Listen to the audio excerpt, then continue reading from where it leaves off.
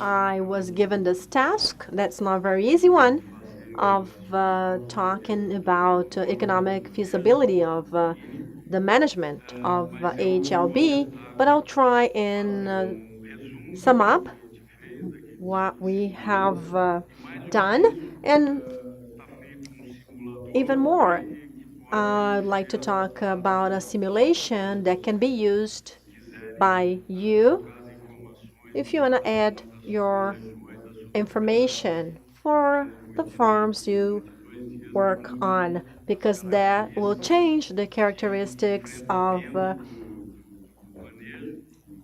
dealing with greening and its management, and so will change the costs.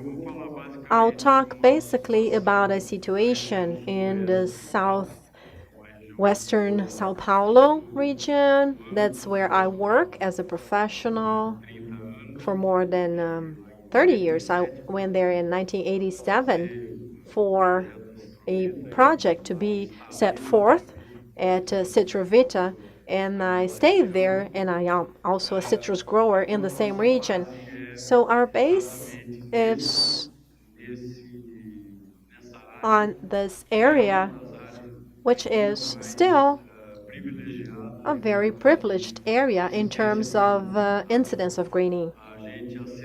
We provide services to farms that are around these areas, cities like Capão Bonito to the south, up to Avaré, that is more north of that, and also Botucatu and Capão Bonito. What we do there is we work basically in two different ways. From Angatuba northward, we understand it's an area where we have more need for attention.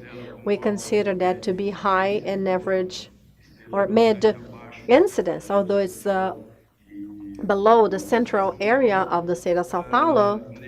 And here we have practices that will vary depending on the farms. In all of them, we are performing constant eradication of symptomatic plants as recommended by Fundecitrus. We have two strategies from control.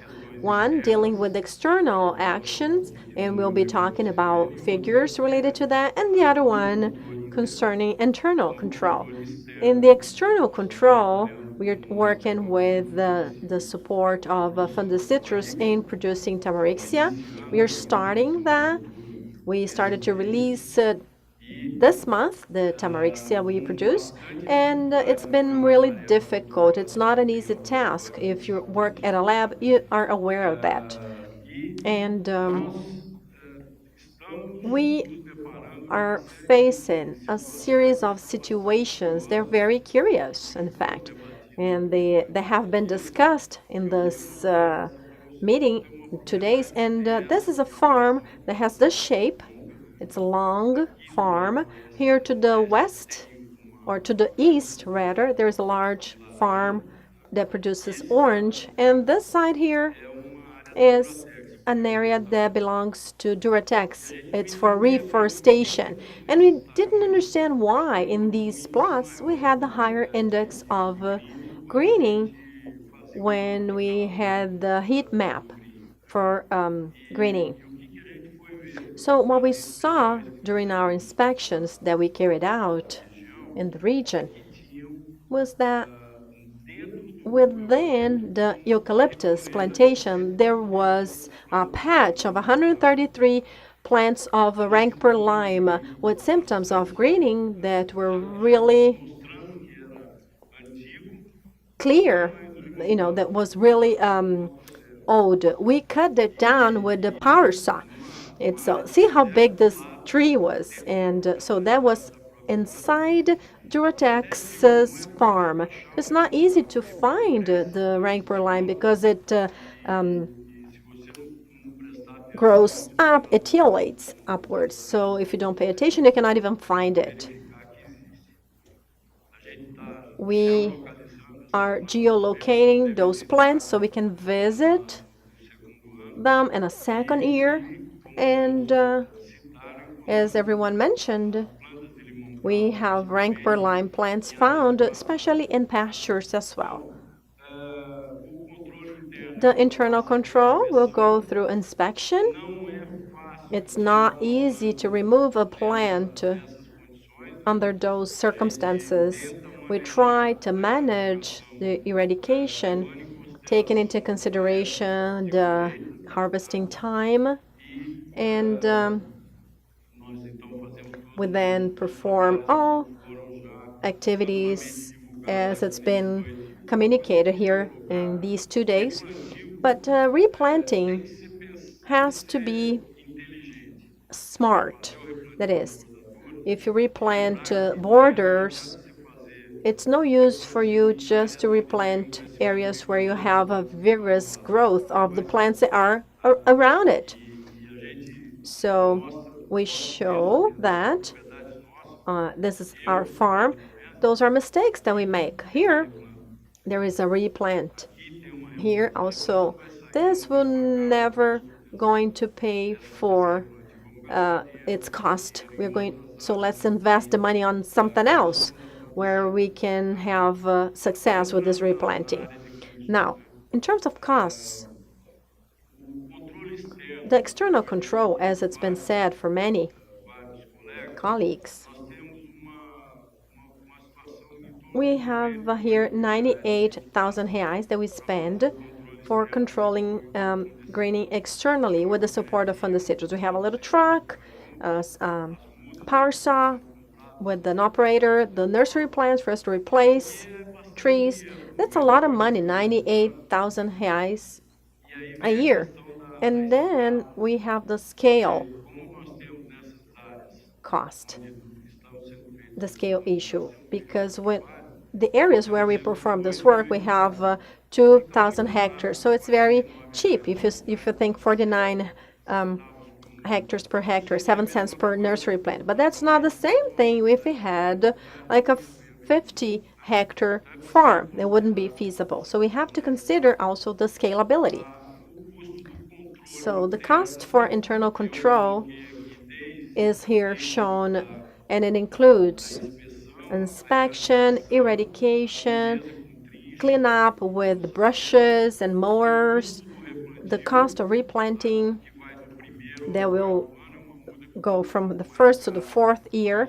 It's a little bit more expensive nursery plant because it is in the middle of the plot. It would cost maybe 30 reais if it were in a single area, not a total. And that brings us, in the case of an area or a rate of 2% a year of greening, that brings us to 674 reais per hectare. Of course, that goes up as we have more plants to be eradicated and replanted increases. So control, still within internal control, here we have fighting the vector. If we consider the insecticide application, especially during summer, in some areas we are doing that on a weekly basis. So in the areas where we have higher incidence. And also we have here the support by aerial spraying. We came up to 2,568 reais per hectare. This is just, there is a little extra here because in the cost of tractors, for example, in some of the spray-ins, we are working with other agrochemicals that are not only insecticide aimed at controlling psyllid. But anyhow, I was a little bit strict so we could test even better our thesis. Or here, for example, we include yield, and you see how much it will influence the cost per box. Here we have, if we take this cost of 2,500 reais and we have only 800 boxes per hectare, as Frederico mentioned, then the cost is very high, up to 3 reais and 20 per box. Now, if the same area has 150, or rather 1,500 boxes per hectare, it's going to cost half of that, 1 real 70 cents.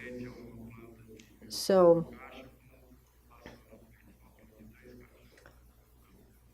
we have plants that will produce 1 box, will produce 3 box. So I had a simulation of the results, and we had some assumptions taken into consideration for us to run it, this model. So spacing, that's the most common one since 2008, 6 per 2.4, 694 plants per hectare. We are changing now 6 to times 220. We have to think about the row because in sometimes you're not going to do replanting and then plants will meet and replace each other in a way in terms of they will offset the yield. Production per plant. We considered initially zero point 0.2 boxes per plant with a peak of 2.2 boxes per plant.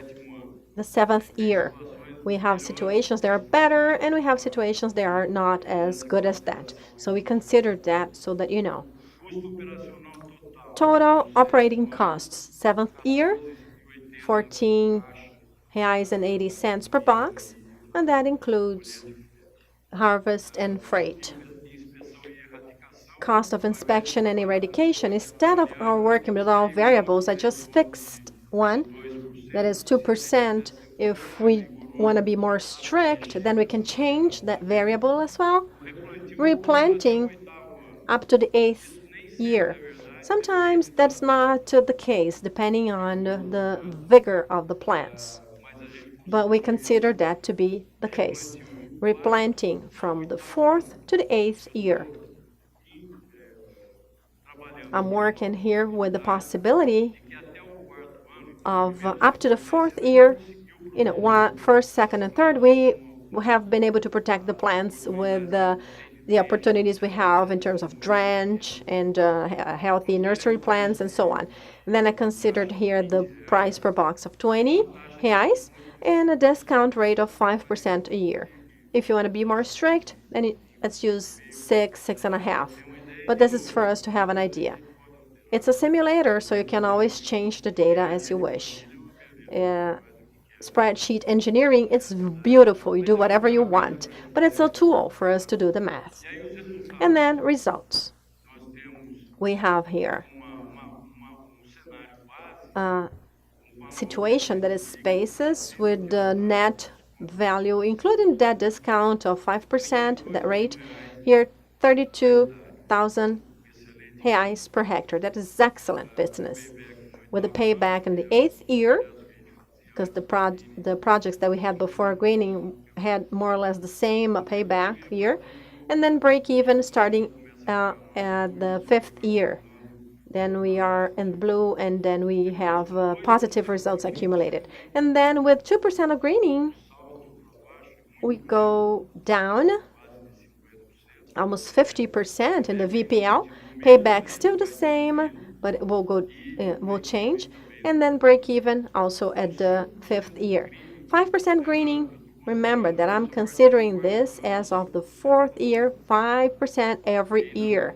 Also, you can change that in the simulation. VPL go down to 7,000 to 121, and payback 9th year.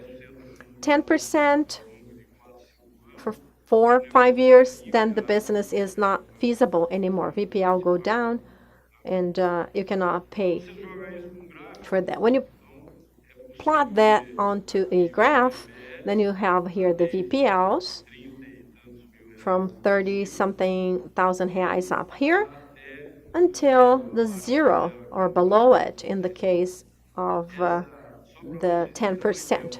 This is just for you to have an idea. If you have leased in land planted with sugarcane up to 20 or 60 reais per hectare, 60 ton per hectare, then you have this 12,000 reais of VPL. So if you have economic feasibility, well, it's very responsive to the yearly and accumulated greening rate. The scale in taken into consideration for the growth, the yield and the price per box interfere in a strong way in the economic indexes assessed. So if we have change, then all these numbers will change, and it's going to become unfeasible, as I showed before. The control of grading is feasible for yearly rates up to 5 to 6% a year. It's possible for you. It's worth doing. As of then, up to 2%, the results are good. But from 2 to 5%, careful. And above 5, it's unfeasible. Final remarks, if you allow me. First, every case is specific. We cannot use this as a template for all farms, but every effort should be made to keep that rate below 5% a year, because once you lose control of that, it's hard for you to go back. And something else that is a little bit more philosophical, from someone that has been working in citriculture for more than 40 years, we have to rethink citriculture. It's impossible to live with the amount of products we use. We cannot also think that we have to take care of those drinking juice. We have, okay, registered products and everything, but the accumulation of that along the years may bring us problems. So we have to think of biotechnological tools that are viable, or else we are going to come to a non-sustainable citriculture. That's what I'd like to say. Thank you again for coming, for being here, and thank you, Juliano, Dr. Monaco, for inviting me. Thank you.